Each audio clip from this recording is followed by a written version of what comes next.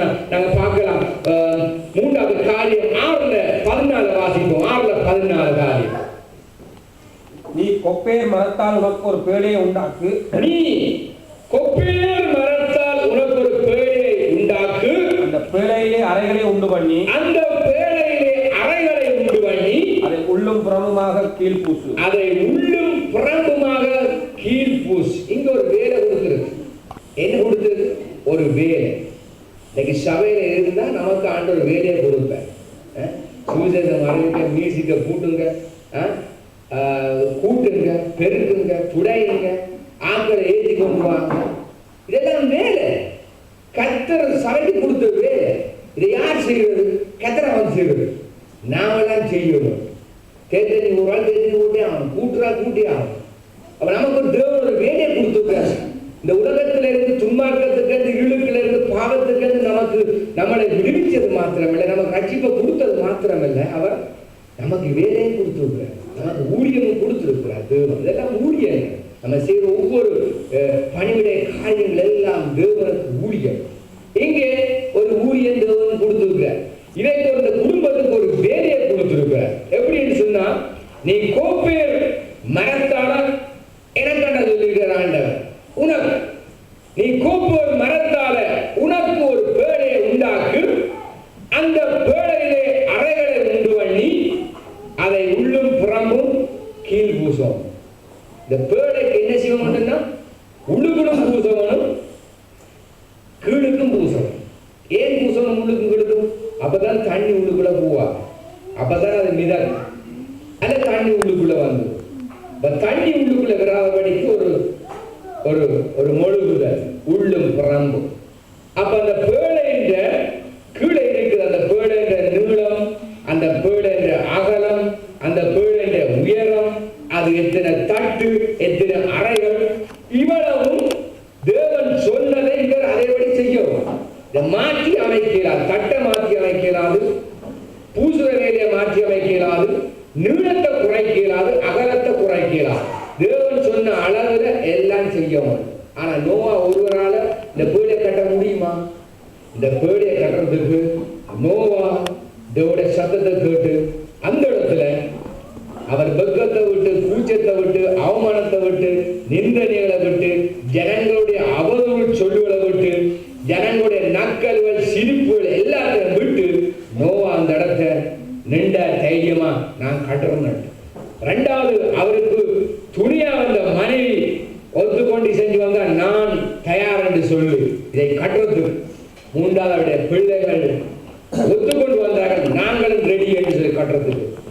வந்த மருமக்கள் மாறும் வந்தாங்க, நாங்களும் ரெடி. இவ்வளவு சேர்ந்துதான் அந்த பேழையை கட்டுறாங்க.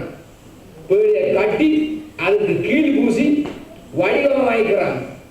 இப்படி கீழ் பூசி வடிவம் அமைக்கக்குள்ள சிரிப்பாங்க. அந்த டைரக்டர் உள்ளவங்க சிரிப்பாங்க. சிரிக்க மாட்டாங்க, சிரிப்பாங்க. இப்ப நீங்க வீட்டை உருவ போட்டுக்கொண்டு இந்த பைபிளை கொண்டு ரோட்ல போகும், அரபியா காரம் போறான்னு சிரிப்பாங்க. இந்த பைபிளத்துக்கு மண்டை வச்சு போங்க, உண்மையிலே வந்து பைத்தியம் தான் இவன் வந்து பைத்தியம் மண்டை வச்சுன்னு சொல்லுவாங்க. நாம கிறிஸ்துவை ஆராதிக்கிறபடியா, தேவனுடைய சித்தத்தை செய்கிறபடியா, இந்த பூமியில, இந்த உலகத்துல, இந்த கிராமத்துல, இந்த ஜனங்க மத்திய நாம தூசிக்கப்படுவோம்.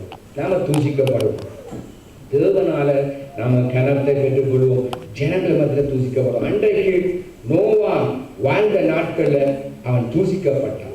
அவருடைய மனைவி, மகன், மருமக்கள், அவருடைய குடும்பம் அனைத்தும் தூசிக்கப்பட்டார்.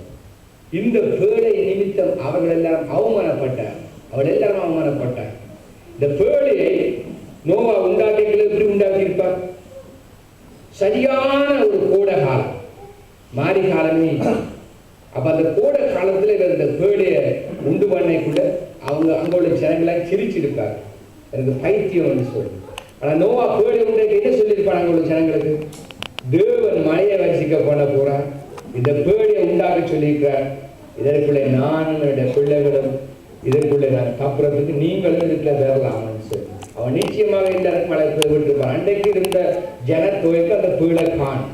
ஆனா அங்க உள்ள ஜனங்கள் ஏற்றுக்கொள்ளவில்லை. ஆனா இந்த 14வது வார்த்தையின்படி குடும்பமாக அவர்கள் தேவனுக்கு ஊழியம் செய்ய வந்திருக்கிறார். இந்த குடும்பமாக தேவனுக்கு ஊழியம் செய்த காரியத்துல இதுல யாராவது ஒருவராவது இதற்கு ஒத்துவராமல் இருந்திருந்தால் அதை கட்டிருக்க முடியாது. உதாரணத்துக்கு எடுத்துக்கொள்ள மகன்மார்கள் இந்த பேழையை கட்டுறதுக்கு அவர் ஒத்துவராமல் இருப்பார்கள் சொன்னால் தேவனுடைய சித்தத்தை நம்ம செய்ய முடியாது. அல்லது தனக்கு வாழ்க்கப்பட்டு வந்த மனைவி இதை செய்வதற்கு தேவனுடைய சித்தத்துக்கு அவள் இருந்திருந்தால், நீங்க ஒரு பைத்தியக்காரன் சொல்லி யோக மனைவி இருந்திருந்தால் தேவனுடைய சித்தத்தை நோவா செய்திருக்க முடியாது, தேவனுக்கு கேள்வி பெற்றிருக்க முடியாது நீதிமான் சொல்லி. அல்லது வந்த மருமக்கள்ல தான் விட்டுட்டு போயிருந்தா கூட நோவா செய்திருக்க முடியாது. ஆனா இவர்கள் முக்கியம், மருமக்கள் முக்கியம், மகன் முக்கியம், மனைவி முக்கியம், நோவா முக்கியம். அப்ப இந்த குடும்பத்தில் உள்ள அவ்வளவு பேரும் அவளை ஒருமனப்பட்டு இந்த பேழைய அவளை உண்டாக்கினார்கள். நாங்க பார்க்க 3வது காரணப்பாங்க ஒருமனப்பட்டு ஒரு பேழையை செய்திருக்கிறார்கள். தேவன் சொன்ன விதத்துல தேவன் கட்டளிட்டபடியே செய்திருக்கிறார். அதுல எந்த ஒரு மாற்றமும் அவர்கள் கொடுக்கவில்லை. அதனால அவர்கள் தேவனுடைய பார்வையில விசேஷித்தவர்கள். அடுத்தது நாங்க பார்க்க போறோம் 4வது காரியம், தேவன் மிகவும் கிருபை உள்ள தேவன். எல்லாரும் சொல்லுவாங்க ஆண்டவர் பட்சிக்கிறாக்கி, நம்முடைய தேவன் பட்சிக்கிறாக்கி தான். அப்பப்ப சட்டார்படாண்டு விடும், பிடரியை பொருத்தி விடும் அல்லது கன்னத்தை பொருத்தி விடும். உங்களுக்கு கொடுக்க வேண்டிய வேதனை தேவன் கொடுக்கிறவர். நாங்க வேதனை பார்த்துக்கிறோம் ஆதிகாமத்துல இருந்து. அவர் கண்டிக்கிற தேவன், நம்மளை தகப்பனை போல அடிக்கிற தேவன், கடிந்தோடுற தேவன், பேசுகிற தேவன். ஆனா அவர் கிருபை உள்ள தேவன். அவருடைய கிருபை சாதாரண கொஞ்ச நெஞ்ச கிருபை அல்ல. பிதாவாகிய தேவனுடைய கிருபை எப்படிப்பட்டது நாங்கள் இப்ப 4வது காரியத்தை பார்க்க போகிறோம். எல்லாரும் சொல்லுவாங்க கிருபை கிருபை கிருபை சொல்லி. தேவனுடைய கிருபை எப்படிப்பட்டது? அவர் எவ்வளவு தூரம் அவர் காத்திருந்தார், அவர் தன்னுடைய கிருபையை எவ்வளவு தூரம் கிருபையில பொறுமையா இருந்தார் என்று நாங்க பார்க்க போகிறோம். இயேசு கிறிஸ்து வராதுன்னு சொல்றாங்க. காரணம் இயேசு கிறிஸ்து இன்னும் ஜனங்கள் மனம் திரும்ப வேண்டுமென்றதுக்காண்டி அவர் நீடிய பொறுமையோ பேதுரு சொல்லப்பட்டது, ஒருவரும் கெட்டு நித்திய இழந்து பாதாளம் புகாபடிக்கு எல்லோரும் மனம் திரும்ப வேண்டும். அவர் நீடிய பொறுமையோட தூரம் இருக்கிறார். உண்மைதான், ஒவ்வொரு ஜனங்களும் மனம் திரும்ப வேண்டும் பொறுமையா இருக்கிறார். இந்த கிறிஸ்துமஸ்ல கூட அநேக ஜனங்கள் பாகிஸ்தான் ரசிக்கப்பட்டிருக்காங்க இந்த கிறிஸ்துமஸ்ல. அப்ப இந்த 2016 ஆண்டு கிறிஸ்துமஸ் ஒரு விசேஷித்த கிறிஸ்துமஸ் என்னன்னா, பாகிஸ்தான் இருக்கிற ஜனங்களுக்கு அநேகருக்கு சுகமும் ரட்சிப்பும் கடந்து சென்றிருக்கு. அப்படின்னு சொன்னால் 2012 இதை விட இன்னும் அதிகமான ரட்சிப்பு ஜனங்களுக்கு கடந்து செல்லும். காலப்போக்கில் ரட்சிப்பு பெருகி கொண்டு போகிறது, குறுகி கொண்டு போகிறத பெருகி கொண்டு போகிறோம். தேவனுடைய ரட்சிப்பு பெருகி கொண்டா அவருடைய கிருபை அவ்வளவு திருத்தார். அதனால் அவர் பொறுமையா இருக்கிறார், காத்து கொண்டிருக்கிறார். ஆனா அவருடைய வருகை யாரும் அறிய முடியாது. பிதாவாகிய தேவனுடைய கிருபையை நாங்கள் பார்க்கணும் சொன்ன 7வது அதிகாரத்துல 7ல நாங்கள் வாசிப்போம். 7ல 9 10 வாசிங்க. தேவனுடைய கிருபை அங்க எப்படிப்பட்டது என்று நாங்கள் பார்க்கலாம். 7ஆம் அதிகாரத்தில் 9 10 ஆணும் பெண்ணும் ஜோடி ஜோடாக நோவாவிடத்தில் பேழைக்குட்பட்டன. ஆணும் பெண்ணும் ஜோடு ஜோடாக நோவாவிடத்தில் பேழைக்குட்பட்டன. 7ஆம் நாள் சென்ற பின்பு பூமியின் மேல் ஜலப்பிரளயம் உண்டாயிற்று. பூமியின் மேல் ஜலப்பிரளயம் உண்டாயிற்று. இந்த அதிகாரத்தை நீங்க இந்த நோவாவுடைய அதிகாரத்தை நீங்க இதை பாதிச்சீங்கன்னு சொன்னா, இப்ப இந்த 4ஆம் அதிகாரம் 5, 6, 7, 8 இதை பாதிச்சீங்கன்னு சொன்னா வீட்டை வாசிக்கிறதுல தியானிக்கவும். அப்போ உங்களுக்கு மிக ஒரு இன்ட்ரெஸ்டா இருக்கு, எப்படி ஒரு மகிழ்ச்சியா இருக்கு. அந்த நாட்டை இப்படி ஒரு காரியம் நடந்திருக்கு பாதிச்சு பாருங்க, தியானிச்சு பாருங்க. இங்க பாருங்க ஆண்டோட பொருங்க எவ்வளவு தூரம் தேவோட கிருபை பாருங்க. 9ஆவதுல ஆணும் பெண்ணும் ஜோடி ஜோடாக நோவாவிடத்தில் பேழைக்குட்பட்டன. இங்க மிருக ஜீவன்கள் எல்லாம் ஆண்டு சொல்ற எல்லாத்தையும் ஜோடி ஜோடியா உள்ளது விடன்னு சொல்றேன். ஏன்னா இந்த பூமியை அழிக்க போகிறார், இந்த பூமியை கழுவ போகிறார், ஜலத்தினால கழுவ போகிறார், பூமி கழுவப்பட போகுது. அப்ப இந்த பேழைக்குள்ள பூவாம இருக்கிற ஜனங்களும் மாண்டு போவார்கள், மிருக ஜீவன்களும் மாண்டு போகும். ஆனா தேவன் இவர்களுக்கு ஒரு அழைப்பை வச்சிருந்தார். போக முடியாதவர்கள் ஜனத்துல மாண்டவர்கள், பேழைக்குள்ளே போகக்கூடியவர்கள் போனார்கள். ஏன்னா தேவனை விசுவாசிக்காமல் எப்படி தேவன் பேழைக்குள்ளே போவார்கள்? அப்ப இங்க 10வது வார்த்தை சொல்லப்படுதுன்னா, இங்க 9வது வார்த்தை சொல்லப்படுது ஆணும் பெண்ணும் ஜோடி ஜோடாக நோவாவிடத்தில் பேழைக்குட்பட்டன. நோவாவிடத்தில் பேழைக்குட்பட்டன, உள்பட்டன, உள்ளுக்குள்ள போய்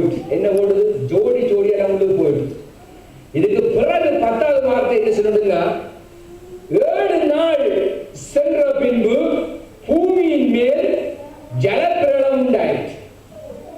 இப்படின்னு சொன்னா, இப்ப நான் ஒரு பவுண்ட வேன் எடுத்துக்கொள்வோம். பவுண்ட வேன் எடுத்து கொண்டு விட்டாச்சு ரோட்ல. எல்லாரும் வாங்க வேன்ல ஏறணும். எங்க போறோம்? ஒரு இடத்துக்கு போறோம். ஆனா எல்லாரும் ஏறணும் போறோம். ஆனா இன்றைக்கு போறேன். இப்ப வந்து ஏறி உட்காரு. எல்லாரும் வந்து வேன்ல உட்காரு. அது ஒரு பெரிய பஸ், ஒரு பெரிய பஸ் இருக்கு தானே, அதுல வந்து எல்லாம் ஏறி உட்காருங்க. ஆனா போறோம். நாங்கள் இப்ப எங்க போறோம்? போறோம் ஒரு மீட்டிங். ஆனா மீட்டிங் இன்றைக்கு இல்லை, அதுக்கு நாள் கிடக்கு. ஆனா நாங்கள் இப்ப என்ன வந்து பஸ்ல ஏறிட்டோம்.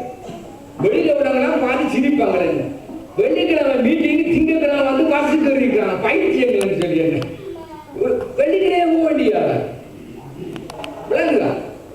வெள்ளிக்கிழமை போறதுக்கு ஏன் நீங்க திங்கக்கிழமை பஸ்ஸுக்கு ஏறிக்கிறீங்க? சொல்லுவாங்க பைத்தியம் என்று சொல்லி. இப்ப நாங்க சொன்ன பைத்தியம். இப்ப அந்த நாள்ல நோவா மிருகஜீவன் போல கூட வந்து, இப்ப நோவாவும் இவங்க எல்லாம் ரெடி ஆயிட்டாங்க, தயாராயிட்டாங்க. நோவா குடும்பம் எல்லாம் ரெடி ஆயிட்டாங்க. இப்ப 7 நாள் வெயிட் பண்ணி கொண்டிருக்கு. இது அப்படித்தான் இருக்குது. 7 நாள் சென்ற பின்பு பூமியின் மேல் ஜலப்பிரளம் உண்டாயிற்று. 7 நாள் சென்ற பின்பு அப்ப இந்த கப்பல் உண்டாக்கி அதுக்குள்ள மிருகஜீவன்கள் வந்து பறக்க போகுது. கப்பல் தண்ணீரை மிதக்க போகுது. இதுக்கு பிறகு 7 நாள் வெயிட் பண்ணி கொண்டிருக்கு. இதுக்கு பிறகு வெயிட் பண்ணி கொண்டிருக்கு. மிருகஜீவன் கூட இந்த போட் வெயிட் பண்ணி கொண்டிருக்கு. இந்த போட் என்னத்துக்கு? மழையை பார்த்து கொண்டிருக்கு. அப்ப பிதாவாகிய தேவன் அந்த நாட்கள்ல இந்த 7 நாள் வெயிட் பண்ணி கொண்டிருக்கிறார். இந்த 7 நாளைக்குள்ளேயாவது இந்த ஜனங்கள் மனம் திரும்பி இந்த போட்டுக்குள்ள வந்து ஏறலாம். இயேசு கிறிஸ்து சிலுவையில 7 வார்த்தை சொன்னார். 7 வார்த்தை சொல்லி முடிவில என்ன நடந்தது சொல்லுங்க. 7 வார்த்தை சொன்னார் சிலுவையில சொல்லி. இந்த 7 வார்த்தை சொல்லி முடிவில நீங்க ஒரு காரியத்தை பாருங்க. பூமி அந்தகாரப்பட்டது. பாத்தீங்களா? உடனே பூமி அந்தகாரப்பட்டது. 7 வார்த்தை சொல்லி முடிவில் அந்தகாரப்பட்டது. இங்க தேவன் 7 நாள் வெயிட் பண்ணி கொண்டிருக்கிறார். வார்னிங் எல்லாம் வாங்கும். அப்ப மழையும் இல்லை. ஒரு பஸ் பேண்டன்ஸ்னால பரவாயில்ல, ஆக்களை பார்த்துட்டு ஓடுறதுக்கு. இது போட்டு மிதக்க போகலாமே. இந்த இப்படி கூட தண்ணியில மிதக்கிற நம்ம போட் மிதக்க போகுது. ஆனா மழை இல்லை, மழையே இல்லை, இல்லாத காலத்து. இப்ப நோவா பற்றி என்ன சொல்லுவாங்க? திங்கக்கிழமை போயிருந்தாச்சு, செவ்வாய்க்கிழமை வந்து பார்த்தா நோவா அதுக்குள்ள வேலையோட நிற்கக்குள்ள அல்ல வாசல் பார்த்து கொடுத்துருக்காரு. நோவா போட் வாசல் பார்த்து வந்துருக்கலாம். மிருகங்கள் எல்லாம் முட்டுக்குள்ள நிற்கலாம், சத்தம் போடலாம், கீழாம பைத்தியக்காரங்களா இருக்காங்க. விளையாட்டை பார்த்தா சிரிப்பா இருக்கு. சிரிப்பா தான் இருக்கு. அந்த நாள்ல ஆக்களுக்கு பார்க்க சிரிப்பா. 3ஆம் நாள் அப்படித்தான் இருக்குது. இவங்க இப்படியே இருக்க திருத்தவே மாட்டாங்க. இப்படித்தான் சொல்லியிருப்பாங்க. அந்த நாளை காய்ச்சிருப்பாங்க. ஏனென்றா மழை வாரத்துக்குரிய அறிகுறி இல்லை. அந்த காலத்துல மழையும் பாருங்க. அப்படிப்பட்ட சூழ்நிலை கிறிஸ்துடைய வருகையும் அது மழை காலமா, ஐஸ் காலமா, சம்மர் காலமா, விண்டர் நேரமா, புல்லிங்கா, ஹேப்ஸா தெரியா. எந்த காலத்துல எப்ப வருவது தெரியா. கிறிஸ்துடைய வருகை சொல்ல முடியும். அன்றைக்கு மழை கூட மழை வார சீசன் இல்லாத நாட்கள்லாம் தேவன் மழையை பெய்க பண்ணினார். தேவன் மழையை பெய்க பண்ணினார் அந்த நாள்ல. அப்ப 40 நாள் மழை விடுறது. ஆனா 7 நாள் இதாவாக தேவன் வெயிட் பண்ணி கொண்டிருந்தார். இந்த ஜனங்களோட ரட்சிப்புக்கா ஜனங்கள் வரவில்லை. ஆனா இந்த பேடைக்குள்ளே இந்த குடும்பம் மாத்திரம் தயாராக இருந்தது. மிருகஜீவன்கள் தயாராக இருந்தது. கீழே 12ஆவது வார்த்தை பார்க்கிற வேளையில கீழே 40 நாள் இரவும் பகலும் பூமியின் மேல் பெருமழை பெய்தது. ஹல்லேலூயா. 7 நாள் கழித்து அங்கே 40 நாள் பெரும் மழை, ஒரு பயங்கரமான மழை. அந்த மழை பெய்ய பெய்ய பெய்ய பெய்ய பெய்ய இவங்க நினைச்சிருப்பாங்க, அந்த வெளியா இருந்தவங்க நினைச்சிருப்பாங்க இது நோமலா பெய்கிற மழை தான், இன்றைக்கு பெய்து போட்டு நாளைக்கு ஓடு. அல்லது மிஞ்சி மிஞ்சி போனா முழங்காலத்து வந்தது இல்லை வெள்ளம். ஊர்ல வெள்ளங்கள் வார மாதிரி வந்துருக்கு, கிணத்த மூடி இருக்கு. இவங்க அப்படித்தான் நினைச்சிருப்பாங்க, கிணறு மூடுது, அது நோமல்லானே வெள்ளம் வந்து கிணத்த மூடுறது. ஆனா அது நாளுக்கு நாள் பெய்து பெய்து பெய்து பெய்து மழை பெய்து போட்டை கிளப்பி கொண்டு போயிருக்கோம். கடைசியில அந்த மலை உச்சியில 15 அடி உயரத்துக்கு மேல வரைக்கும் மழை பெய்யுது. ஏன்னா மலையில போய் கூட ஒரு நிக்க முடியாது. ஆண்டோட வருகையில மலைக்கு செய்வான்னா தப்பவே முடியாது. நோவாவுடைய காலத்துல ஆண்டவர் அந்த பூமியை முழுக்கலும் கழுவினார். மலையிலிருந்து எல்லாமே கழுவப்பட்டது, கழுவினார் ஜலத்தினால். ஆனா இந்த பேழை மட்டும் மிதந்து. அப்ப இந்த பேழை கிறிஸ்துவ சபை, கிறிஸ்துவ சபைக்கு அடையாளமா இருக்கிற சபையில நோவுடைய பேழையை கடத்துக்காம குடும்பம் ஒத்து நின்றாங்க. ஆனா அவங்க குடும்பமாய் காக்கப்பட்டாங்க. தேவன் அவர்களை நீதிமான்கள் என்று சொல்லியிருந்தார். இன்னொரு காரியம் தேவன் செய்கிறார். இதை பாருங்க, 7 நாள் கழிச்சு மழையை பெய்ய பண்ண ஆண்டவர். அப்ப கொஞ்ச நாள் அவர் டைம் கொடுத்திருந்தவர் தானே. இப்பவும் தேவன் கிருபையின் காலத்துல சந்தர்ப்பம் கொடுக்கிறார். ஓடிவா மகனே, ஓடிவா மகளே. இதை அசட்டை பண்ணி கொண்டிருந்தா மரணம் வாசல் படியில படுத்திருக்கு. சாத்தான் வீட்டு வாசல வந்து நிற்பார். அல்லேலூயா. எப்பவும் எந்த நேரம் சாத்தான் எதுவும் செய்யலாம். இன்னொரு காரியம் தேவன் என்ன செய்யறாருன்னா, இதே 7:16 வாசிங்க. தேவன் அவனுக்கு கட்டளையிட்டபடியே, தேவன் நோவாவுக்கு கட்டளையிட்டபடியே ஆணும் பெண்ணுமாக சகலவித மாமிச ஜந்துக்களும், ஆணும் பெண்ணுமாக சகலவித மாம்ச ஜந்துக்களும் உள்ளே பிரவேசித்தன. அப்பொழுது கர்த்தர் அவனை உள்ளே விட்டு கதவை அடைத்தார். அப்பொழுது கர்த்தர் உள்ளே விட்டு கதவை அடைச்சிட்டார். இப்ப என்ன செய்தாச்சு? கதவை பூட்டப்பட்டாச்சு. இந்த பேழையுடைய கதவை யார் பூட்டினது? கர்த்தர் தான் பூட்டினது. எப்படி அவரை பூட்ட முடியும்? அவரை மனுஷ ரூபத்தில் பாருங்க,